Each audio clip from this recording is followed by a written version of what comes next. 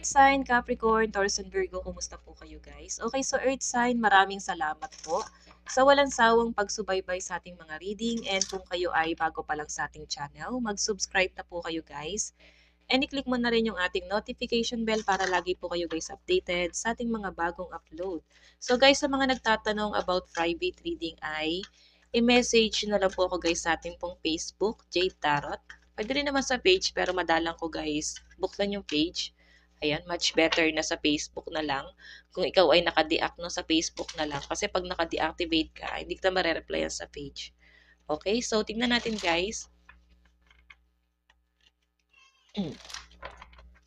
Earth sign, Capricorn, Taurus, and Virgo, gabay po, Spirit Guide, gabay po ni Earth sign. So guys, meron tayong ano ba to? Four of Swords. Yes, Four of Swords. Dati nanap ko pa kung saan eh. Nasa likod pala yung Four of Swords. What else? Spirit Guide. So, meron tayong King of Swords. Earth sign, Capricorn, Taurus, and Virgo. Meron tayong Seven of Pentacles. Okay. So, sa pinapakita sa akin dito guys, meron kang wino-workout. Nagme-meditate, nagre-relax, kumakalma ka. Okay? Sa pinapakita sa akin, parang nagpapaka-busy ka pero habang busy ka, malungkot ka naman. Kung ano man tong ginagawang parang natutulala ka, minsan napapaisip ka, minsan parang disappointed ka sa sarili mo. Okay? Parang ano nada-down ka. So, hindi ka siguro makapag-focus sa dami ng iniisip mo ngayon. Pero sobrang kalmado ng energy mo. Kumbaga, wala ka naman talagang totaling mabigat na problema. Hindi mong sobrang bigat na problema kasi sobrang kalmado ng energy mo. Wala ka lang talaga sa mood ngayon. Okay, siguro parang matamlay, ganun yung energy mo. Wala ka sa mood. So guys, ang lucky number mo is 4, 7, and 7. 4, 7, 7. Tignan natin ano ba tong Four of Swords. Earth sign, Capricorn, Taurus, and Virgo. Ano po yung Four of Swords? Meron tayong Two of Swords. Nagme-meditate ka, nagre-relax.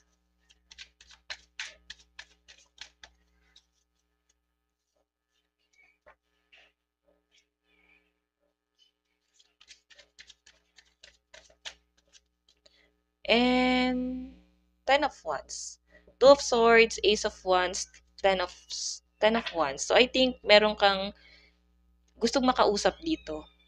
Nasa malayo. So nahihirapan ka kung paano makipag-communicate sa taong to guys, parang nadi-disappoint ka din, no? Parang hindi ka makapag-decide ngayon kung ano yung gagawin mo ngayon sa connection yung dalawa. Meron kang mga bagay na gusto mo na lang i-let go, pero nandun ka pa rin sa point na hindi ka pa rin makapag-decide. Nagdadalawang isip ka kung i-let go mo ba. Kasi nakakita mo nakakayanin mo pa. Okay, para bang sayang, madami na kayong pinagdaanan. Malayo na ang narating nyo para bitawan pa to. Okay?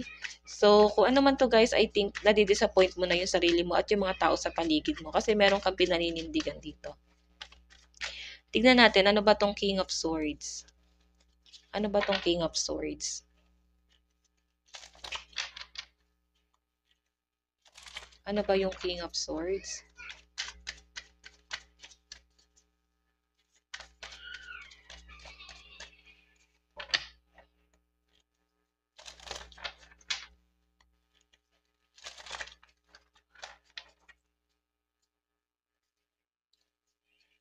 Ano po yung King of Swords?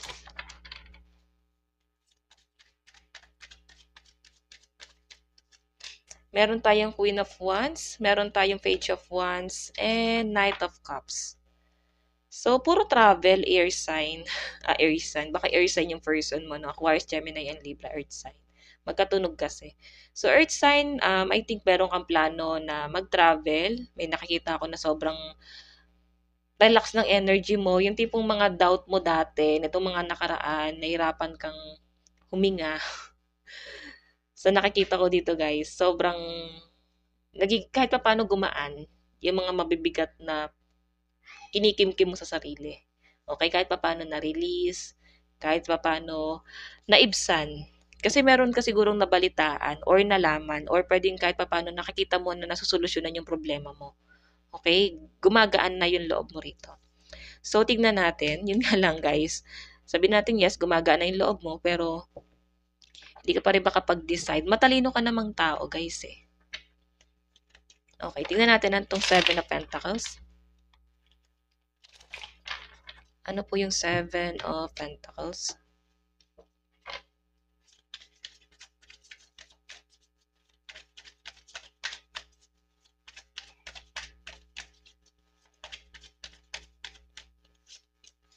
Meron tayong Judgment.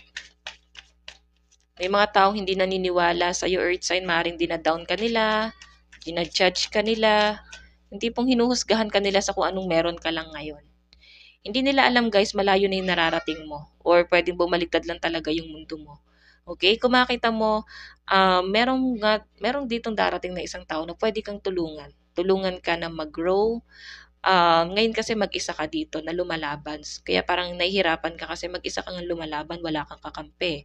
Ace of Pentacles, may nakita kong opportunity, lalo na pagdating sa business na maaaring sisimulan ng mga earth sign. So, siguro mag-open ka ulit ng bagong business. Okay, so sa business lang to, guys, mukhang mas mag-focus ka sa kaperahan mo and sa mga opportunity na paparating sa inyo. Ayan no, ang sabi kasi dito, business, opportunity, money is coming, new abundance, and stability. Maaring paparating sa inyo, guys. Okay?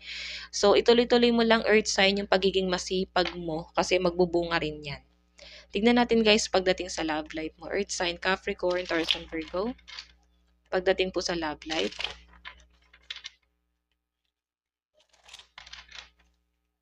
Sa love life naman po ni Earth sign.